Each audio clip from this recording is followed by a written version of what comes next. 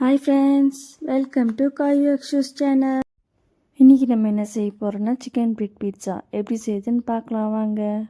இன்க்ரீடியன்ட்ஸ்லாம் டிஸ்கிரிப்ஷனில் கொடுக்குறேன், செக் பண்ணி பாருங்கள். சிக்கனை சின்ன சின்ன பீஸாக கட் பண்ணி எடுத்துக்கலாம். சிக்கன் மேரினேஷனுக்கு எண்ணெய், உப்பு, மஞ்சத்தூள், மிளகாத்தூள், கரம் மசாலா, தயிர், இஞ்சி பூண்டு பேஸ்ட் எல்லாத்தையும் சேர்த்து நல்லா கலந்துக்கலாம்.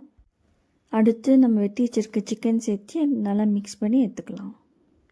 லைட்டாக ஆயில் ப்ரஷ் பண்ணிட்டு சிக்கன் அது மேலே வச்சிடலாம். 10 மினிட்ஸ் ஏர் ஃப்ரையரில் ஃப்ரை ஆகட்டும். இப்போ நான் பிரெட் பீட்சாவுக்கு துருவின கேரட்டு, கேபேஜ், அப்புறம் சின்ன சின்னதாக கட் பண்ணி வச்ச கேப்சிகம்மா, ஆனியன் எடுத்துருக்கேன். இப்போது ஒரு கடாய் எடுத்துக்கலாம். கடாய் காஞ்சதும் கொஞ்சமாக ஆயில் சேர்த்தி நம்ம ஸ்லைஸ் பண்ணி வச்சுருந்த ஆனியனை சேர்த்து வதக்கிக்கலாம். ரொம்ப வதக்க தேவையில்லை, கொஞ்சமாக வதக்கினா மட்டும் போதும்.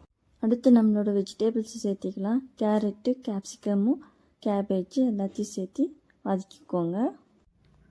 காய் லைட்டாக வதங்கிச்சு. இப்போ கொஞ்சோண்டு சால்ட் ஆட் பண்ணிக்கோங்க. சால்ட் சேர்த்து வதக்கி விட்டுக்கோங்க. ரொம்ப நேரம் வதக்க தேவையில்லை, அந்த காயில் இருக்க தண்ணி இழுத்தால் மட்டும் போதும்.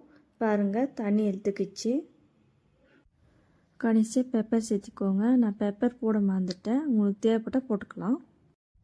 இப்போது நம்ம மைனஸை செய்ய ஆரம்பிக்கலாம். ஒரு மிக்சர் ஜாரில் பன்னீர், சால்ட்டு, பெப்பரு, அப்புறம் கொஞ்சமாக ஆயில் சேர்த்திக்கலாம்.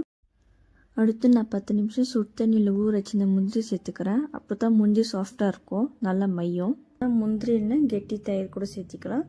அப்புறம் சில்லி ஃப்ளேக்ஸ், ஆரிகனோ போட்டு கொஞ்சோண்டு பால் இல்லைனா தண்ணி ஊற்றி பிளெண்ட் பண்ணி எடுத்துக்கலாம். நான் பிளெண்ட் பண்ணி எடுத்துட்டேன். இப்போது கொஞ்சோண்டு சில்லி சாஸும் டொமேட்டோ கெச்சப்பும் ஆட் பண்ணிக்கலாம். இது ஆப்ஷனல் தான், உங்களுக்கு வேணால் ஆட் பண்ணிக்கலாம்.